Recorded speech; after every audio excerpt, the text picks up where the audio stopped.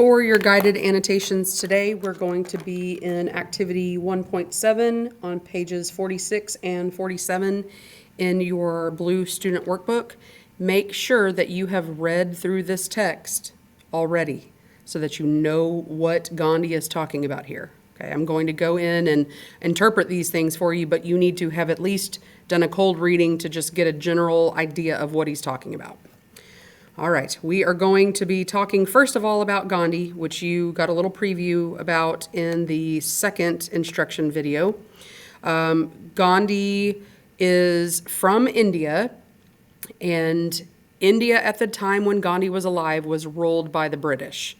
So that's really important to understand that the British government ruled India at the time, and Gandhi was working with others to try to get India its independence from England. In order to help India gain its independence, Gandhi participated in an act of civil disobedience called the Salt March, which was briefly mentioned in the second instruction video. And this is when he led a group of people through India to the coast where salt was crystallized because it's salt water, and he picked up the salt, which defied the British law in India, which said that the Indian people had to pay a tax for salt, which the Indian people thought was unjust. So by defying the law, by using passive resistance, he was opposing the law, but he's also breaking the law, so he was arrested. So he spent some time in South Africa, leading and defending the Indians from India who were born and living there in South Africa, who didn't have legal rights. You were introduced to this idea of satyagraha in that second video that you watched, which is passive resistance or civil disobedience. This is the word that he used for it. And then later in his life, he returned back to India to help his country gain its independence, which they eventually did in 1947. So that's kind of the area that we're in. We're in the 1930s in the Great Salt March. And in this text, we're reading just an excerpt. So we have from on civil disobedience. So this is just an excerpt from it. And the title of his speech is on civil disobedience, which is an allusion to or a nod to Henry David Thoreau's text, Civil Disobedience, which you learned about in that second instructional video. So let's get into the text. And first of all, we're going to start right here with these few sentences in the first paragraph that are evidence, and this is logical evidence. So he is saying that there are two ways to counter injustice. If you experience injustice, there are two ways to fight against it. One way is to smash the head of the man who perpetrates injustice and get your own head smashed in the process. So he's saying if you react with violence, then not only is the person who you are victimizing experience violence, but you are also experience the violence yourself and getting your own head smashed in. Okay. He uses the example of all around the world, wars are fought and millions of people are killed. And this is logical evidence. This isn't something we have to do a study on. This is just something that we know to be true. And this is an either or fallacy. He's saying there's only two options. It's either violence or nonviolence. Okay. There are some things in the middle that he does not include. So that's why this is the either or fallacy. And then for his reasoning, he says the consequence is not the progress of a nation, but its decline. So people go to war to try to improve something about their country. But in fact, you are causing decline. It's not improving because of the violence. A nation does not rise that way. It only falls further. So it's going backwards, he's saying, by reacting with violence. In paragraph 2, we start with this reasoning, but through the other method of combating injustice, so he's introduced the violent way, now he's going to introduce the nonviolent way. We alone suffer the consequences of our mistakes, and the other side is wholly spared. So he's saying if you react in a nonviolent way, then the only victim is the person who is reacting nonviolently and going to suffer the consequences enforced by the government for breaking the laws. He calls this other method satyagraha. And we have this little number 1 here, which is a footnote. So at the bottom of the page, You can come down here and see Gandhi uses the term satyagraha, which means insistence on truth in this language called Sanskrit, which describes his policy of seeking reform, which means changing laws, by means of nonviolent resistance. So put a star next to this or circle it somehow to indicate what that little number 1 means. In other words, he's saying the better choice, rather than acting violently when dealing with injustice, is to react with using civil disobedience or passive resistance. So let's put this note here to clarify what he means by this other method is satyagraha. When using civil disobedience or passive resistance, the one who resorts to it, so the one who is passively resisting, does not break another's head, so they're not acting with violence. He may merely have his own head broken, meaning he has to accept his punishment for breaking the laws. He has to be prepared to die himself, suffering all the pain. So if this is worth, if whatever the injustice is worth it to you, then you have to be willing to suffer the consequences.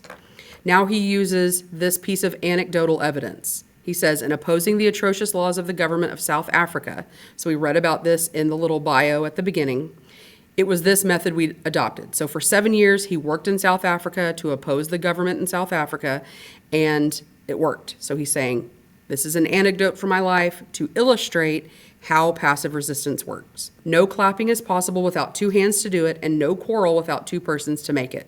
Similarly, no state is possible without 2 entities, the rulers and the ruled. So he uses this metaphor here of clapping hands. So we can see clapping hands. In order to clap, you have to have both hands. If you clap with one hand, it doesn't make any noise. If you clap with the other hand, it doesn't make any noise. It requires both hands. Okay, he's saying in order for the government to work, you have to have both parties. You have to have the government. You also have to have the people in society who follow the government. Because if you only have one, then no clapping happens. There's no point in having the government if the people aren't following the laws. So that is what we're explaining here.